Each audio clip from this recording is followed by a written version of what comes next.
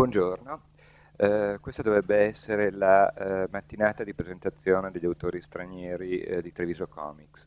Alcuni sono in arrivo. Per ora abbiamo qui Wolinski e Marjolaine, per cui diciamo che c'è una predominante presenza francese in questo momento. Comunque pensavamo di cominciare presentandovi appunto quelli che sono gli autori selezionati per l'esposizione che mi auguro abbiate visto nei piani sotto. Wolinski? Qual è il punto di partenza da cui cominci quando fai una cosa? Cioè, qual è l'idea su cui inizi a lavorare? Io sono, je vais parler français, c'est plus facile.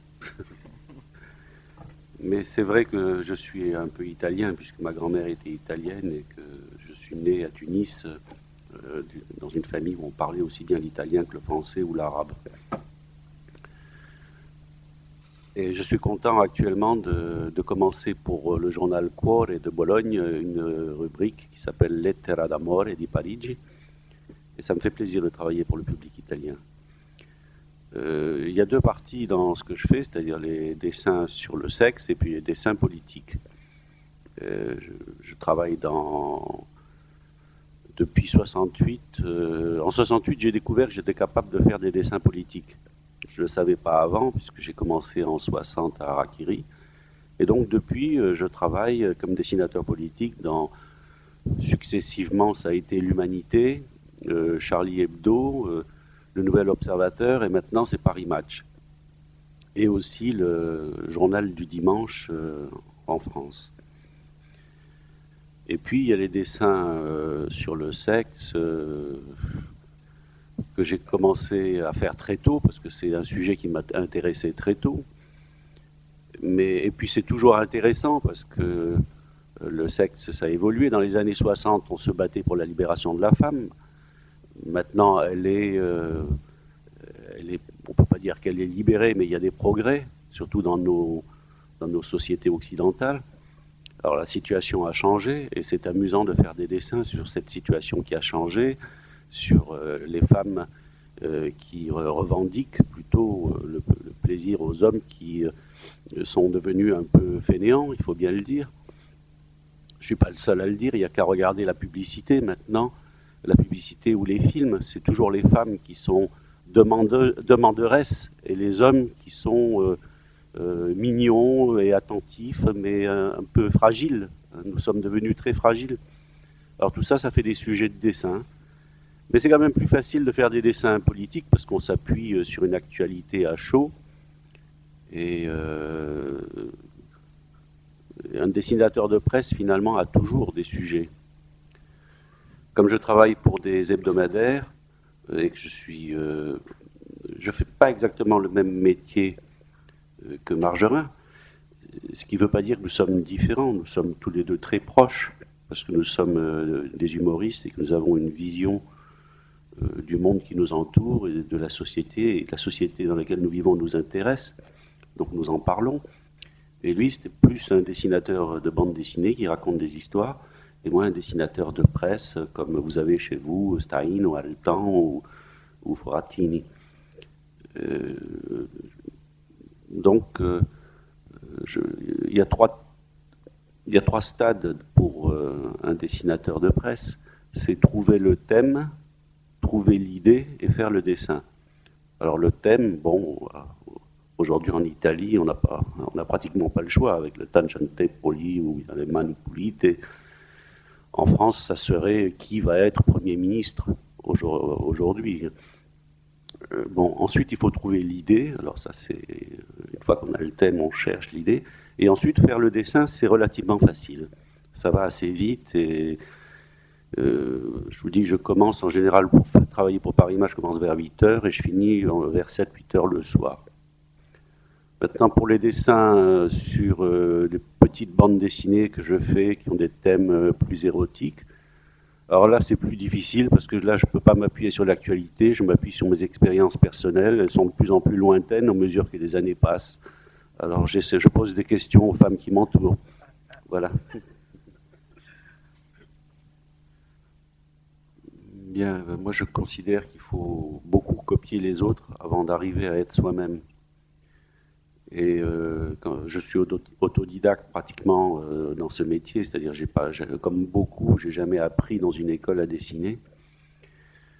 Et au début, j'étais très influencé par aussi bien Dubout, le dessinateur français, que les dessinateurs américains. Et j'ai fait la découverte, surtout dans les années 60, des dessinateurs de Mad Magazine, de ce dessinateur fabuleux qui s'appelle Willy Elder, qui, paraît-il, est devenu presque aveugle maintenant, et qui travaillait avec Harvey Kurtzman, qui est une sorte de génie qui est mort il y a quelques mois. C'est un homme que j'aimais énormément. Et c'est sûr que j'ai été très influencé par le travail de cette équipe, et que j'ai assez maladroitement, dans les premières années d'Harakiri, dessiné des personnages très compliqués, et j'ai essayé de faire de la BD, jusqu'au jour où Cavana, le rédacteur en chef charismatique de Harakiri et de Charlie Hebdo, m'a dit « Mais pourquoi tu me fais de si mauvais dessins dans mon journal et tu fais de si jolis croquis lorsque tu écoutes et que tu t'ennuies pendant les conférences de rédaction ?» Et cette évolution finalement de dessin rapide est arrivée en même temps que l'invention du pentel, du feutre, qui permet de dessiner très rapidement. Parce qu'avant, c'est vrai qu'avec une plume, il faut s'appliquer un peu, ou alors on peut dessiner vivement, comme faisait Rézère, en écorchant même la feuille. Ça donne un trait très rapide. Enfin, le feutre, c'est plus pratique. Et j'ai commencé à dessiner plus vite, et en dessinant plus vite, je me suis aperçu finalement jusqu'à maintenant qu'en bâclant mes dessins étaient meilleurs. Alors je suis devenu un bâcleur professionnel, et je suis le spécialiste des dessins qui sont pas finis. Et je me souviens, j'étais une fois à Cuba, il y avait des Coréens qui regardaient mes dessins, et il y en a un qui m'a dit « Ah, chez nous on appelle ça des dessins polis ». J'ai dit « Pourquoi vous dites ça, que c'est des dessins polis ?» Il dit « C'est des dessins qu'on ne finit pas, parce qu'on estime que la personne qui le regarde est assez intelligente pour le terminer. »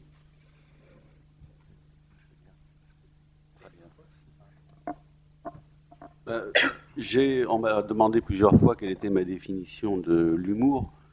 Et une fois, j'ai dit une chose, maintenant je la répète parce que j'ai jamais trouvé mieux. J'ai dit l'humour, ou plutôt l'humoriste, c'est un homme qui est seul et qui dit qu'il a peur. Vous voyez, c'est pas très gai, mais je ne trouve pas de meilleure définition. Je pense que l'humour est le même partout. Il n'y a pas d'humour anglais, d'humour noir, d'humour juif. Non, il y a l'humour qui est une façon de regarder les choses avec lucidité et un certain détachement. Et quand vous êtes lucide, en général les humoristes sont athées, parce qu'il ne me semble pas qu'on puisse croire en des conneries et être humoriste. Quand vous êtes lucide, vous n'êtes pas un militant en général, vous n'appartenez pas à un parti, vous êtes un homme seul, indépendant. Et bien forcément, vous n'êtes pas toujours très gai, puisque la lucidité, c'est voir le monde comme il est. C'est regarder la mort en face. Donc, et c'est aussi tout le temps travailler sur la matière humaine, sur ce qui est sur les contradictions des hommes politiques, sur leurs mensonges. Bon, mais il faut de la santé, il faut du moral, il faut avoir une famille autour de vous, de bons amis, et puis tenir le coup. Mais comme tout le monde, finalement. Moi, j'ai été très influencé par l'Amérique, mais déjà tout jeune par mes lectures, et aussi par l'Angleterre, bien sûr, par Mark Twain, par Bernard Shaw, par tous ces livres que je les ai lus quand j'étais jeune. Puis ensuite, j'ai découvert les bandes dessinées américaines dans les premiers comics qui arrivaient avec les soldats américains à Tunis. J'ai découvert des bandes dessinées formidables, comme des bandes dessinées Terry et les Pirates, Milton Caniff, et tous les dessinateurs. Donc je ne comprenais pas très bien ce qu'il y avait dedans, mais j'étais fasciné par les styles et par les graphismes de ces dessinateurs. Donc ça a certainement été très important dans ma vie. Et après, il y a eu l'Underground, qui était une réaction sur la bande dessinée familiale. C'est-à-dire la bande dessinée qui passe dans les grands journaux, qui est diffusée par les syndicates, et qui est diffusée par exemple dans 200 ou 300 journaux chaque matin, et qui est réservée à toute la famille. Donc il y a eu une réaction de dessinateurs américains qui ont voulu aller plus loin, et qui sont allés très très loin d'ailleurs, parce que je crois qu'on n'est même jamais allé aussi loin qu'a pu aller un dessinateur comme Crumb. Et tout ça a été formidable, hein, parce que ça nous a tous, ça a été très important pour nous dans les années 50, 60, 70 même.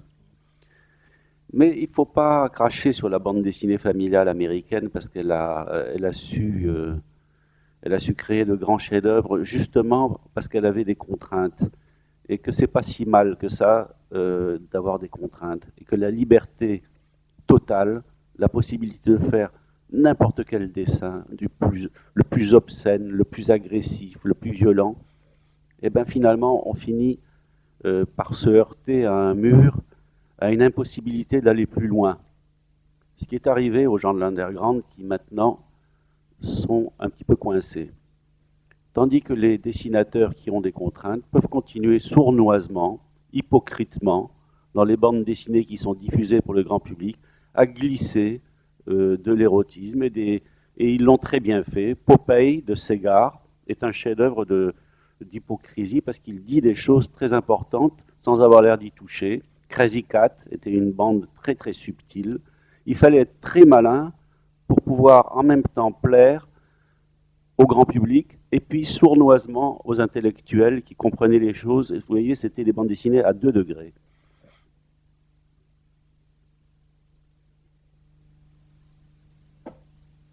Ecco, sì, io volevo chiedere a Wolinski che ci raccontasse un attimo cosa vuol mettere in questa lettera d'amore da Parigi su Cuore. Ecco. E poi se è il primo lavoro che fa specificatamente per il pubblico italiano, oppure anche le strisce che apparivano su Linus, ad esempio, erano specifiche per il pubblico italiano oppure erano già uscite. E poi in generale a chi vuole rispondere cosa pensa del pubblico dei lettori di fumetti italiani come pubblico di lettori.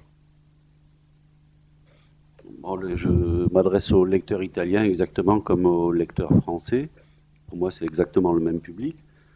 Il faut dire que depuis 25 ans, j'ai eu beaucoup de livres qui ont été traduits en Italie, donc j'imagine que le public italien est sensible à ce que je fais. Ce que je fais pour Cuore, c'est une lettre donc de Paris dans laquelle j'essaye de trouver des thèmes qui sont en même temps communs pour la France et l'Italie, essayer de trouver des correspondances, et de choisir dans l'actualité, non seulement politique, mais sociale ou mondaine même, des choses, des événements qui peuvent intéresser les Italiens. J'ai parlé dans le dernier des déclarations de Mastroianni qui ont fait scandale en Italie parce qu'on l'a accusé de dire du mal de son pays. Donc c'était intéressant puisqu'il a dit ça à Paris, qu'il a présidé les Césars et que Mastroianni est très très aimé en France et en Italie. Donc voilà un des thèmes donc, qui sont communs. Vous savez, les Italiens, les Français, on est quand même très proches. Hein. Je pense que vous savez ce qu'on dit en France. On dit que le Français est un Italien en colère, comme définition. Et donc, je travaille sans problème pour l'Italie actuellement, et avec beaucoup de plaisir. Je voudrais je me souviens, le dessinateur Jean Eiffel, qui est un vieux dessinateur français qui est mort maintenant, m'a dit un jour, on travaille pour le rédacteur en chef, pas pour le public. Et c'est vrai que c'est important, parce que c'est la première personne qui regarde le dessin, et si le rédacteur en chef est con, en général, les dessinateurs sont pas bons.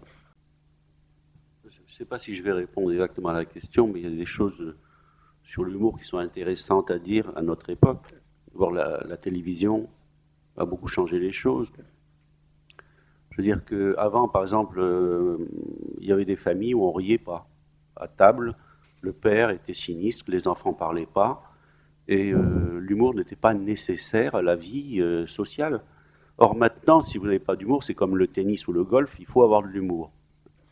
Et les hommes politiques, par exemple un homme politique qui n'a pas d'humour, qui ne dit pas dans son discours une petite phrase un peu marrante, qui peut être relevée par les journalistes, bon, on le considère comme quelqu'un de sinistre. Donc l'humour est devenu indispensable à la vie sociale.